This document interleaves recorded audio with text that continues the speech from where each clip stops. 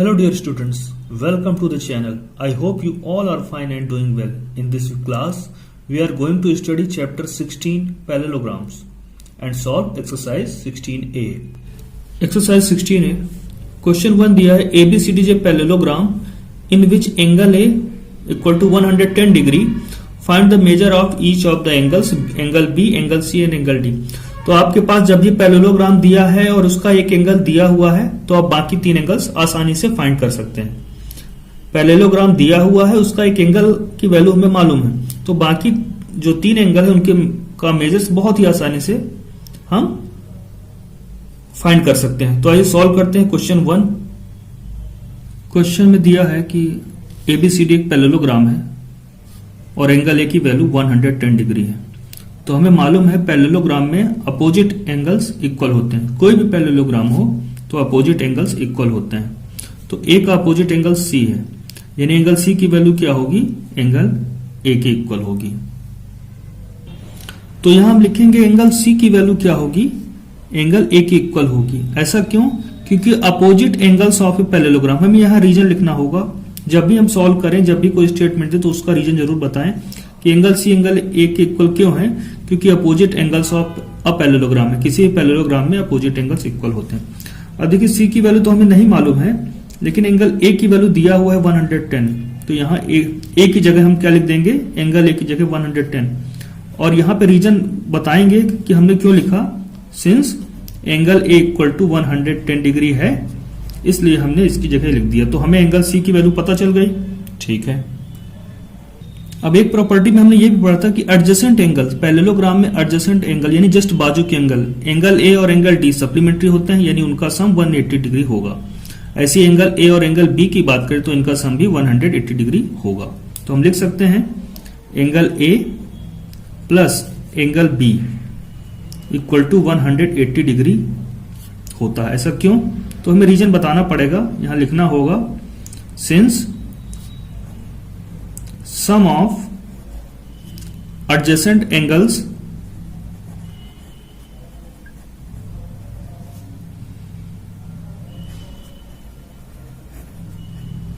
और देखिए पैरेललोग्राम के लिए आप इस तरह से भी लिख सकते हैं, पैरेलल का साइन और इसके बाद आप यहां पे जीएम। पैरेललोग्राम को इस तरह से भी लिखा जा सकता है, since sum of the adjacent angles of a parallelogram is 180 degree.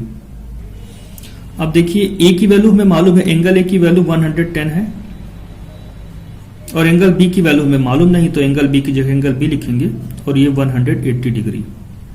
ठीक है, अब ये साइन दिस इंप्लाइज क्या हो जाएगा, इधर आप जिसकी वैल्यू नहीं मालूम है उसको रखिए एंगल बी, और जो भी कांस्टेंट है यानी नंबर्स है उनको उधर भेज दीजिए। तो 180 पहले से था, ये 110 डिग्री, इसके सामने कोई साइन नहीं यानी प्लस का है, उधर जाके ये माइनस का हो जाएगा। और 180 में जब 110 सब्ट्रैक्ट होगा तो यहां पर 70 डिग्री आएगा, यानी एंगल बी की वैल्यू में पता चल चुकी है 70 डिग्री। अब देखिए एंगल बी के अपोजिट क्या है, एंगल डी। तो पैरेललोग्राम में अपोजिट एंगल्स तो इक्वल होते हैं, यानी एंगल डी की वैल्यू क्या होगी, एंगल बी के बराबर। तो ये लिखेंगे कि angle D equal to angle B. तो angle D equal to angle B इसलिए है क्योंकि opposite angles of parallelogram equal होते हैं। अब देखिए डी की वैल्यू नहीं मालूम है, लेकिन अभी एंगल बी की वैल्यू हमें मिल चुकी है 70 डिग्री। तो हम यहाँ पे एंगल बी की जगह 70 डिग्री लिख देंगे। इस तरह से हमें फाइंड करना था एंगल बी सी डी की वैल्यू, और वो हमें मिल गई है। तो अब आंसर में लिखेंगे therefore angle B equal to 70 degree, angle C equal to 110 degree and angle D equal to 70 degree. यही हमें फाइंड करना था। आइए देखते हैं question next. Question number 2. Two adjacent angles of a parallelogram are equal. What is the measure of each of these angles? तो दो adjacent angles parallelogram के इक्वल हैं, ये दिया हुआ है, और बाकी जो एंगल्स हैं उनकी वैल्यू फाइंड करनी है। तो आइए सॉल्व करते हैं इसे। तो ऐसे क्वेश्चन को सॉल्व करने के लिए हम अपने आप एक डायग्राम ले लेते हैं क्वाड्रिलेटरल का, पैरेललोग्राम का, और ये मान लेते हैं कि एबीसीडी एक पैरेललोग्राम है। जब भी आपको पैरेललोग्राम के एंगल्स फाइंड करने हो तो आप अपने आप एक डायग्राम, एक फिगर एबीसीडी ले लेंगे पैरेललोग्राम का। तो देखिए हमने एबीसीडी पैरेललोग्राम ले लिया है और उसने क्या कहा है कि दो एडजेसेंट एंगल का जो वैल्यू है इक्वल है, दो एडजेसेंट एंगल्स इक्वल है, तो हम मान लेते हैं एडजेसेंट एंगल कौन कौन से हैं। ए की बात करें तो ए का एडजेसेंट बी है और डी भी है, तो वो दो एडजेसेंट एंगल हम मान लेते हैं ए और बी, दोनों ही क्या है, इनकी वैल्यू इक्वल है, ऐसा क्वेश्चन में दिया हुआ है। तो angle A and B are its adjacent angles. अब यहां पे दिया गया है क्वेश्चन में कि एंगल ए और एंगल बी की वैल्यू इक्वल है, तो वो इक्वल वैल्यू हमें मालूम नहीं है, तो हम मान लेते हैं x डिग्री एंगल्स की वैल्यू है। Let angle a equal to angle b equal to x degree. दोनों ही इक्वल एंगल की वैल्यू क्या है, x डिग्री ईच है। Angle a plus angle b 180 degree होगा, क्योंकि हमें मालूम है कि एडजेसेंट एंगल्स किसी भी पैरेललोग्राम में एडजेसेंट एंगल का सम 180 डिग्री होता है, तो यानी angle a plus angle B 180 degree होगा। हमने लिख भी दिया है कि sum of adjacent angles of a parallelogram is 180 degree. अब एंगल ए की वैल्यू क्या है, x डिग्री, तो यहां पे x लिखते हैं, और एंगल बी की वैल्यू भी क्या है, x डिग्री, तो यहां पर भी x लिख लेते हैं, और 180 डिग्री की जगह यहां लिख लेते हैं 180। तीनों को डिग्री हटा दिया सॉल्व करने के लिए, x plus X equal to 180 हुआ। अब दोनों को ऐड करेंगे तो देखिए यहां पर x प्लस एक्स 2x हो गया, और ये 180 आया। दिस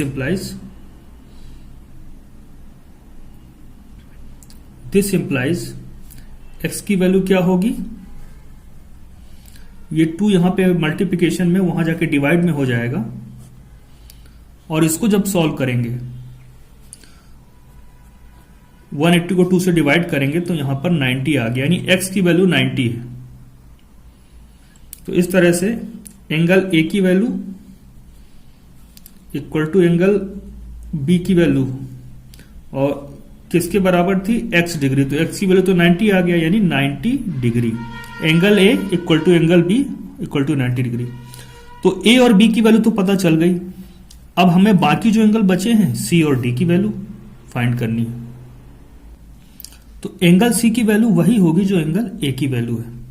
क्यों, क्योंकि opposite angles of parallelogram are equal. तो ABCD एक पैरेललोग्राम था, तो जो एंगल a की वैल्यू होगी वही एंगल c की वैल्यू होगी, तो angle c equal to angle a लिखा। लेकिन एंगल c की वैल्यू तो हमें नहीं मालूम है, लेकिन एंगल a की वैल्यू हमें पता चल गई 90 डिग्री। तो एंगल a की वैल्यू की जगह हमने 90 डिग्री लिख दिया है, यानी एंगल c भी 90 डिग्री के इक्वल होगा। यहां हम लिखना चाहें तो लिख सकते हैं since angle a equal to 90 degree है, इसीलिए इस एंगल a की जगह हमने 90 डिग्री लिख दिया है। अब बात करें एंगल d की, तो एंगल d की वैल्यू वही होगी जो एंगल b की वैल्यू है, क्योंकि पैरेललोग्राम में अपोजिट एंगल्स इक्वल होते हैं। तो लिख लेते हैं इसे भी। तो एंगल d की वैल्यू की जगह एंगल d, और एंगल b की वैल्यू यहां 90 डिग्री दिया हुआ है तो 90 लिख दिया। यहां पे हम लिख सकते हैं reason since angle b equal to 90 degree. इस तरह सभी angle a, angle b, angle c और एंगल d, चारों एंगल्स की वैल्यू आ गई है, तो हम इसका आंसर लिखेंगे यहां पर। तो ये हमारा फाइनल आंसर आ गया। Hence major of each of these angles is 90 degree, यानी चारों एंगल्स की वैल्यू क्या होगी, मेजर्स क्या होगा, 90 डिग्री होगा। आइए देखते हैं नेक्स्ट क्वेश्चन। क्वेश्चन थर्ड दिया है, to adjacent angles of a parallelogram in the ratio 4:5, find the measure of each of it's angle. तो एडजेसेंट एंगल्स की वैल्यू नहीं दी है, बट उनका रेशियो दिया है कि उनके बीच रेशियो क्या है, 4:5 का है, और हमें इसके सभी एंगल्स की वैल्यू फाइंड करनी है। तो आइए सॉल्व करते हैं क्वेश्चन नंबर थर्ड। तो यहां पर हमने पैरेललोग्राम ABCD मान लिया है, और यह भी मान लिया है कि एडजेसेंट एंगल कौन कौन से हैं, A और B हमने ले लिया है। जिस एडजेसेंट एंगल्स की बात हो रही थी वो एंगल A और एंगल B हमने मान लिया है यहां पर। Then angle A and B are its adjacent angles. आप कोई भी एंगल्स आप एडजेसेंट मान सकते थे, B C ले लेते, C या D, D A या B, कोई भी एडजेसेंट एंगल है तो हमने A और B मान लिया है, जिनका रेशियो क्या है 4:5, जो क्वेश्चन में दिया है। तो अगर 4:5 दिया है तो इन एंगल की वैल्यू क्या होगी, 4x degree and 5x degree होगी। अगर उनके बीच का रेशियो 4:5 दिया है तो हम क्या मानते हैं, एंगल की वैल्यू हमेशा 4x degree and 5x degree. Let angle equal to 4x degree and angle B equal to 5x degree. Then देखिए एंगल तो मालूम नहीं थे एक्चुअल मेजर क्या था, पर 4x अगर एक को मान लेते हैं दूसरे को 5x तो इनका रेशियो भी 4:5 आएगा और यही रेशियो में दिया हुआ था।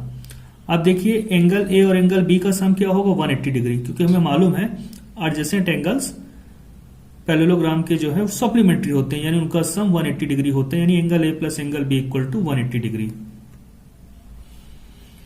ए plus B equal to 180 degree. अब ए की वैल्यू 4x, यहां पे हम ए की जगह 4x लिखेंगे और एंगल बी की जगह 5x और ये 180 डिग्री की जगह 180। This implies 4x plus 5x क्या हो जाएगा यहां पर इसकी वैल्यू हो जाएगी 9x इक्वल टू 180 डिग्री 180। तो दिस इंप्लाइज x की वैल्यू क्या होगी 180/9, यानी कि जब 180 को 9 से डिवाइड करेंगे तो यहां पर 20 आएगा, यानी x की वैल्यू 20 आ चुकी है। देयरफॉर एंगल ए क्या होगा, एंगल ए हमने पहले ही माना था 4x डिग्री, तो 4 इंटू एक्स की वैल्यू क्या है 20, 4 इंटू 20 डिग्री, यानी कि 4 to 80 डिग्री हो गया ए की वैल्यू। एंड एंगल बी की वैल्यू क्या है, एंगल बी की वैल्यू हमने माना था 5x डिग्री, तो 5 मल्टीप्लाइड बाई एक्स की वैल्यू 20 आ गया है तो 20 रखेंगे और ये डिग्री यानी 100 डिग्री।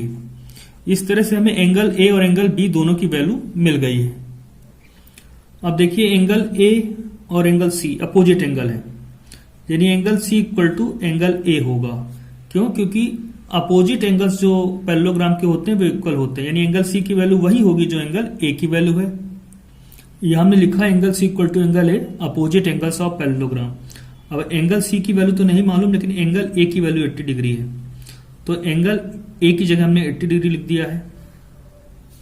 यहां लिखेंगे, ऐसा क्यों लिखा है, since angle A equal to 80 degree था इसीलिए हमने एंगल ए की जगह 80 डिग्री लिख दिया। तो सी की वैल्यू आ गई। अब डी की वैल्यू फाइंड करनी, तो डी की वैल्यू वही होगी जो एंगल बी की वैल्यू है, तो यहां लिखेंगे angle D equal to angle B. ऐसा क्यों, क्योंकि अपोजिट एंगल्स ऑफ पैरेललोग्राम है। अब यहां पर बी की वैल्यू हमें मालूम है क्या है, बी की वैल्यू 100 डिग्री, तो एंगल बी की जगह हम रख देंगे 100 डिग्री। ऐसा इसलिए since angle B equal to 100 degree था यहां पर, तो डी की वैल्यू भी आ गई। इस तरह चारों एंगल की वैल्यू हमें मिल चुकी है। Angle A equal to 80 degree, angle B equal to 100 degree, angle C equal to 80 degree और angle D equal to 100 degree. तो चारों एंगल्स का मेजर मिल चुका है और यही हम फाइनल स्टेटमेंट में लिख लेंगे। Hence measure of angles are 80 degree, 100 degree, 80 degree and 100 degree. इस तरह से चारों एंगल्स का मेजर आ चुका है। आइए देखते हैं question number 4। Question number 4, two adjacent angles of parallelogram are 3x minus 4 degree and 3x plus 16 degree. Find the value of x and hence find the measure of each of its angles. तो देखिए दो adjacent angles जो parallelogram के हैं उनकी value x के term में दी है 3x minus 4 degree and 3x plus 16 degree. तो पहले x की वैल्यू पता करनी है और फिर उसके जो चारों एंगल्स हैं उनका मेजर बताना है। तो आइए सॉल्व करते हैं इसे। तो एंगल फाइंड्स करने वाले जितने भी क्वेश्चन है उसमें सभी में एक डायग्राम बना लेना है और ABCD को हमको पैरेललोग्राम मान लेना है और उसमें से कोई भी दो एंगल, जैसे एंगल ए और बी, एंगल ए और बी दोनों के एडजेसेंट एंगल हैं। अब इनमें दो एंगल की वैल्यू दी हुई थी तो हमें ये मान लेना है। तो एडजेसेंट एंगल्स की वैल्यू दी हुई थी 3x minus 4 degree, 3x plus 16 degree. तो हमने एडजेसेंट एंगल ए और बी को मान लिया है। कोई भी एडजेसेंट एंगल ले सकते तो हमने ए भी ले लिया है। तो ए की वैल्यू 3x minus 4 डिग्री और जो दूसरी वैल्यू दी थी तो उसकी वैल्यू हमने एंगल बी की मान ली है 3x plus 16 डिग्री। अब हमें मालूम है एडजेसेंट एंगल का सम तो 180 डिग्री होता है, यानी angle A plus angle B equal to 180 degree होगा।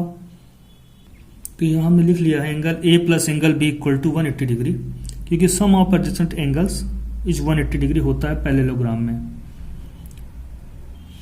अब ए की जगह उसकी वैल्यू जो है 3x minus 4 और बी की जगह 3x plus 16 और यहां 180 डिग्री लिखा हुआ है तो 180 हुआ।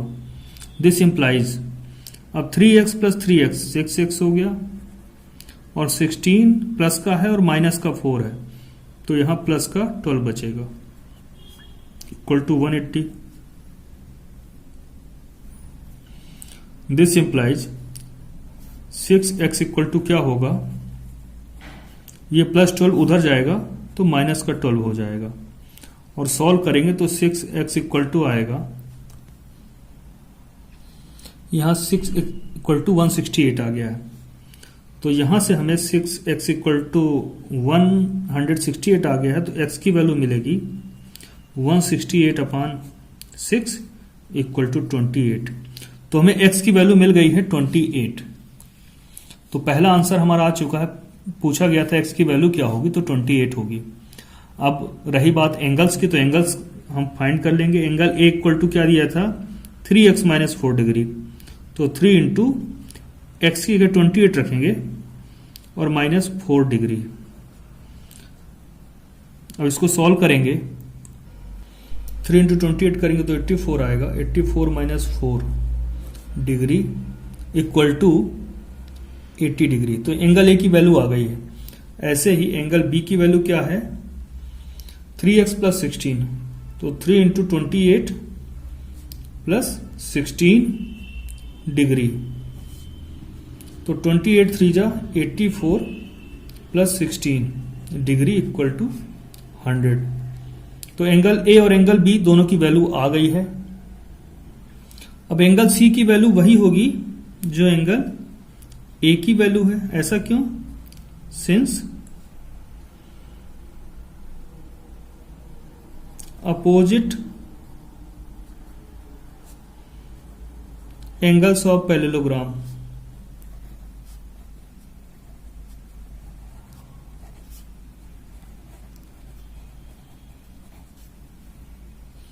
आर इक्वल, तो सी की वैल्यू वही होगी जो एंगल ए की वैल्यू है, और ए की वैल्यू क्या है 80 डिग्री। तो इस तरह से सी की वैल्यू भी 80 डिग्री होगी। और एंगल डी की वैल्यू क्या होगी, एंगल डी की वैल्यू होगी एंगल बी के equal. This implies angle D की वैल्यू क्या होगी, एंगल बी की वैल्यू 100 है तो डी की वैल्यू भी 100 डिग्री होगी। इस तरह से हमें चारों एंगल्स मिल जाते हैं। आंसर में हम लिख देंगे angle equal to 80 degree, B equal to 100 degree, C equal to 80 degree और डी इक्वल टू 100 डिग्री। इस तरह से हमने चारों एंगल्स फाइंड कर लिए। और एक्स की वैल्यू पूछा गया था तो उसका भी आंसर आपको लिखना होगा। और फाइनल आंसर में हम लिखेंगे value of x equal to 28 and measure of each of angles are 80 degree, 100 degree, 80 degree and 100 degree. इस तरह से क्वेश्चन नंबर 4 कंप्लीट होता है।